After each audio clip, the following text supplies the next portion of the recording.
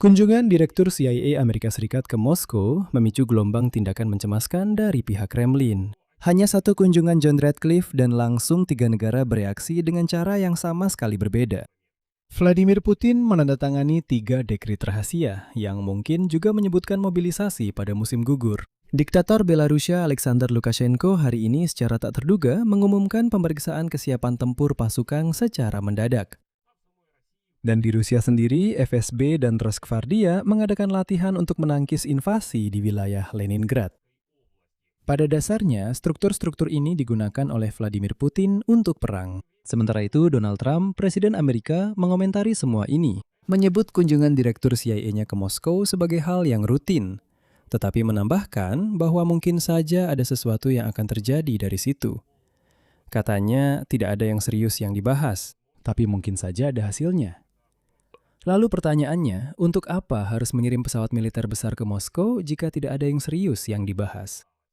Mari kita bahas secara detail apa yang sebenarnya terjadi dan versi-versi kejadian apa saja yang sekarang disebutkan oleh para analis di kedua belah pihak, di Amerika Serikat dan di Rusia. Karena di Kremlin sudah menyatakan bahwa Vladimir Putin kemarin katanya tidak bertemu dengan Direktur CIA, tapi entah kenapa membatalkan semua agendanya untuk hari itu. Nama saya Oleg Alexeyevich. Mari kita bahas topik ini bersama-sama. Tapi sebelum kita mulai, saya mohon Anda untuk subscribe ke channel ini, berikan like pada video ini, dan tulis komentar apa saja dari Anda. Jadi, seperti yang sudah Anda ketahui, kemarin Direktur CIA John Ratcliffe berkunjung ke Moskow. Hari ini, juru bicara Kremlin Dmitry Peskov mengatakan kepada para jurnalis bahwa Vladimir Putin telah diberi informasi tentang kunjungan Direktur CIA Amerika Serikat ke Moskow. Namun, katanya sendiri tidak bertemu langsung dengannya. Menurut Peskov, hanya ada kontak melalui jalur badan intelijen. Ketika ditanya topik apa saja yang dibahas dalam perundingan pada hari Selasa, Peskov tidak memberikan jawaban.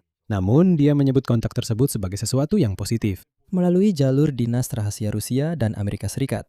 Namun ia menambahkan, kutipannya, kontak-kontak ini seringkali tetap berlangsung bahkan di saat-saat tersulit dalam hubungan bilateral. Namun, seberapa besar hal ini akan berdampak secara keseluruhan pada proses membawa hubungan bilateral kita keluar dari krisis yang sangat dalam saat ini, masih terlalu dini untuk dibicarakan. Secara terpisah, Peskov menekankan bahwa kontak antara Kremlin dan perwakilan administrasi Presiden Amerika Serikat untuk saat ini belum direncanakan. Kutipan, saya ulangi sekali lagi, Ratcliffe sama sekali tidak memiliki kontak dengan Kremlin. Untuk jalur lembaga lain, saya tidak bisa berbicara. Untuk jalur Kremlin, sejauh ini belum ada kontak yang direncanakan. Perlu saya catat, kunjungan Direktur Badan Intelijen Pusat Amerika Ratcliffe menjadi kunjungan pertama yang diketahui dari Kepala Dinas Intelijen Amerika ke ibu kota Rusia sejak saat itu. Sejak pendahulu Ratcliffe, William Burns, mengadakan perundingan dengan Putin pada November 2021. Namun bahkan para jurnalis dari pool pers Kremlin kemarin menyatakan bahwa Vladimir Putin membatalkan serangkaian acara sepanjang hari ketika Direktur CIA mendarat di Moskow. Namun Peskov mengatakan, apa maksudmu? Putin tidak bertemu dengannya. Donald Trump juga mencoba menurunkan tingkat ekspektasi hari ini. Menjawab pertanyaan jurnalis tentang apakah Direktur CIA Ratcliffe pergi ke Moskow untuk membahas kemungkinan perang antara Rusia dan NATO atau sanksi Amerika Serikat terhadap Iran, Trump menyatakan bahwa kunjungan tersebut tidak berkaitan dengan hal-hal tersebut. Berikut kutipannya. Tidak ada dari yang disebutkan di atas. Saya tidak suka mengecewakan orang, tapi dia ada di sana, saya akan bilang, untuk alasan yang sangat rutin. Namun kemudian Trump menambahkan bahwa dia tetap berharap dari apa yang Ratcliffe diskusikan di Moskow akan ada sesuatu yang bisa membantu mengakhiri perang Rusia melawan Ukraina. Dan seperti biasa, Trump menambahkan bahwa jika dia menjadi presiden, tentu saja perang Rusia melawan Ukraina tidak akan pernah terjadi. Namun di lapangan, bukan dalam pernyataan, terjadi peristiwa-peristiwa yang menunjukkan sebaliknya. Jelas ada sesuatu yang sedang terjadi, dan itu sama sekali bukan hal yang rutin. Diktator Belarusia Alexander Lukashenko memerintahkan untuk melakukan pemeriksaan kesiapan tempur mendadak terhadap angkatan bersenjata negara itu di tengah kunjungan Ratcliffe ke Moskow. Sekretaris Negara Dewan Keamanan Republik Belarus, Alexander Volfovich, menyampaikan bahwa dalam rangka pemeriksaan, salah satu brigad akan meninggalkan lokasi penempatan tetapnya dan akan melaksanakan sejumlah tugas. Dia menekankan bahwa perhatian khusus akan diberikan pada metode serangan tembakan terhadap musuh potensial dengan mempertimbangkan pengalaman konflik militer di Ukraina dan Iran. Menurutnya, tujuan dari seluruh kegiatan ini adalah untuk memeriksa kesiapan satuan dan unit militer untuk melakukan operasi tempur dalam kondisi modern. Selain itu, Volfovich meminta agar tidak khawatir, kutipannya, bahwa seolah-olah ada sesuatu yang luar biasa sedang terjadi. Sebelumnya, Komandan Pasukan Operasi Khusus Angkatan Bersenjata Belarus, Alexander Ilyukevich, menyatakan bahwa Minsk telah memulai pembentukan Brigade Serbu Lintas Udara baru di dekat perbatasan dengan Ukraina. Unit-unit tersebut rencananya akan ditempatkan di wilayah Gomel. Namun dia juga menyatakan bahwa tidak ada yang perlu dikhawatirkan dan tidak ada sesuatu yang luar biasa sedang terjadi. Konteks pemeriksaan kesiapan tempur ini menjadi benar-benar mengkhawatirkan jika mengingat laporan sebelumnya dari Wall Street Journal yang menyebutkan bahwa Vladimir Putin mulai menuntut Alexander Lukashenko untuk membuka front baru di Ukraina.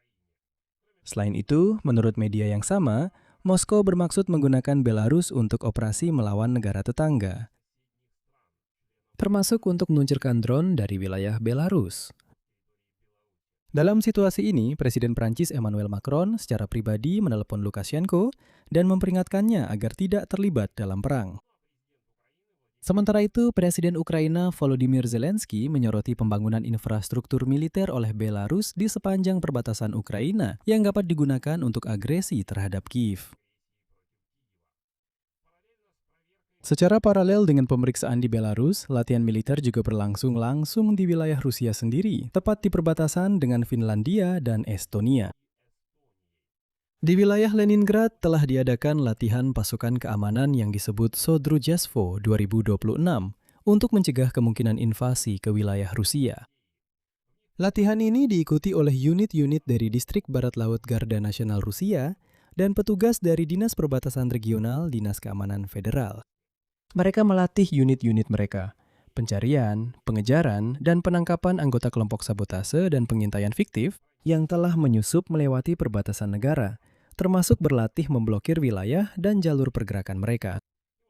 Dan di salah satu video yang disajikan oleh Rosgvardia, aparat keamanan mendekati sebuah bus dengan mobil, memecahkan jendelanya dan masuk ke dalam, lalu membawa keluar para tersangka dengan pistol diarahkan ke kepala mereka. Di video lain, aparat keamanan Rusia yang sama melakukan tembakan mortir ke sasaran yang mensimulasikan posisi musuh hipotetis. Dan konteks dari latihan ini juga seolah-olah telah terakumulasi selama berbulan-bulan. Di sini, Kremlin bermain untuk jangka panjang. Pada bulan Mei lalu, Kepala Dinas Penjaga Perbatasan FSB, Vladimir Kuleshov, menuduh Finlandia dan Estonia melanggar perjanjian perbatasan dengan Rusia dengan menyatakan adanya peningkatan tindakan provokatif dari pihak mereka. Menurutnya, Finlandia membangun penghalang teknis di lokasi-lokasi yang tidak diatur dalam perjanjian, sementara Estonia menyimpang dari kesepakatan mengenai pembagian wilayah perairan.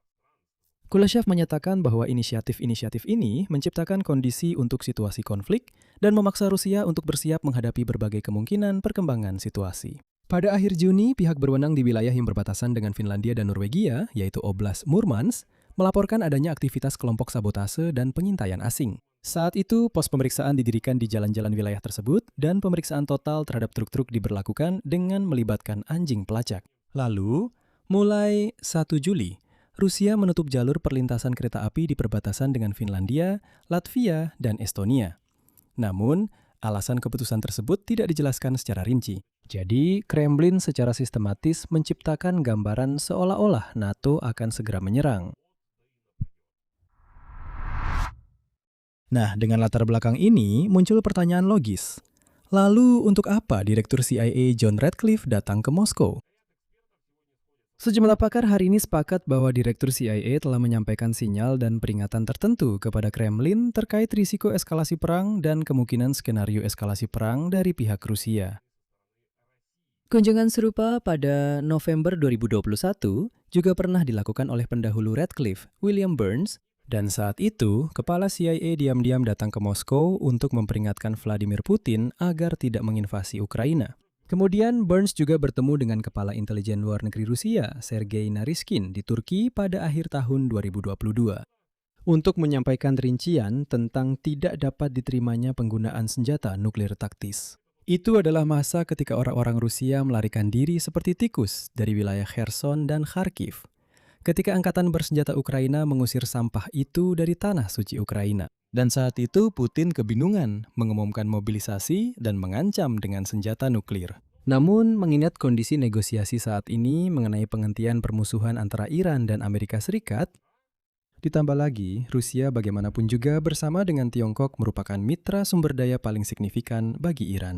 Saya juga tidak akan mengesampingkan kemungkinan bahwa ada pembahasan mengenai Rusia dan Tiongkok yang mungkin menjadi mediator potensial dalam beberapa hal. Namun tetap saja, versi yang paling meyakinkan adalah yang disampaikan oleh Wall Street Journal tentang data intelijen mengenai persiapan mobilisasi massal di Rusia dan kemungkinan provokasi terhadap negara-negara di sayap timur NATO.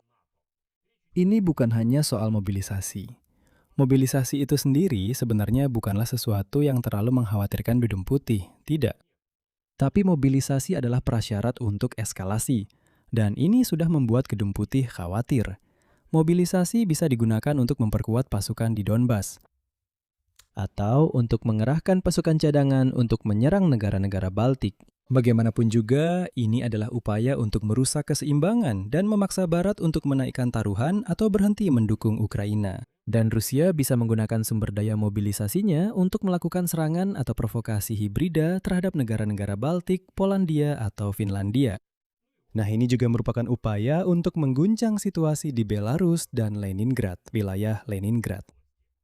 Kesimpulannya, sikap resmi baik Moskwa maupun Washington dibuat sesederhana mungkin. Katanya ini hanya kontak rutin dinas intelijen dan tidak ada pertemuan dengan Putin. Topik pembicaraan tidak diungkapkan. Tapi katanya jangan khawatir, Direktur CIA datang ke Moskwa dengan pesawat militer hanya untuk ngobrol saja. Tidak lebih dari itu. Namun reaksi di lapangan menunjukkan kekhawatiran yang jauh lebih besar.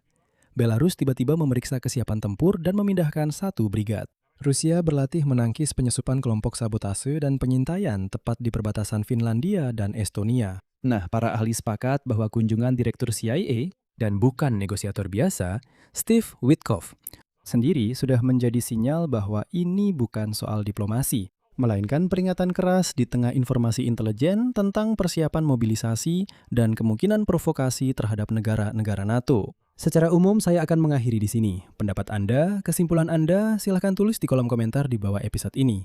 Jangan lupa berlangganan saluran ini, tekan lonceng, dan beri suka. Itu saja. Jaga diri Anda, sampai jumpa, bersambung.